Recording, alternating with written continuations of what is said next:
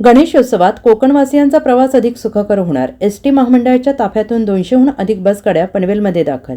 कोकणवासियांचा यंदाचा प्रवास अधिक सुखकर होणार आहे. गणेशोत्सवासाठी कोकणात जाणाऱ्या नागरिकांच्या सोयीसाठी राज्य परिवहन महामंडळाने विशेष तयारी सुरू केली आहे. यामध्ये लातूर विभागातील 200हून अधिक बसगाड्या पनवेलमध्ये दाखल झाल्या आहेत.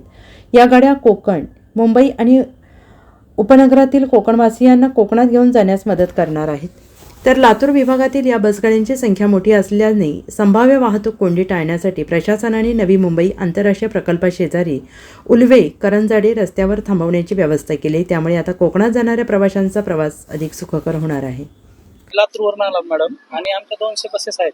आम्ही कोकणामध्ये प्रवासाला घेऊन जाण्यासाठी आलो आणि आम्ही सेवा पण चांगलीच देणार आहेत प्रवासासाठी. तर आम्हाला गणपती उत्सव असल्यामुळे दरवर्षी आम्ही येतो, त्यामुळे आम्ही दरवर्षी येत असल्यामुळे आम्ही ह्या वर्षी आलो आणि या वर्षी आल्यानंतर आम्ही त्यांना सगळी सोय व्यवस्थित देणार आहेत. एसटी मंडळातर्फे आम्ही व्यवस्थित सगळा प्रवास आम्ही त्यांचा व्यवस्थित करणार आहे. सध्या तुम्ही या ठिकाणी कुठे थांबलात आणि या ठिकाणी किती बसेस आहेत? या ठिकाणी 200 बसेस आहेत मॅडम आणि आम्ही आता एअरपोर्ट साईडला आहेत आम्ही, त्यामुळे इथंच आमची पार्किंगची सोय होत नाही म्हणून इथं केलेली आहे. पण आम्ही इथून आतमध्ये जाऊन प्रवासी घेऊन जाणार आहे.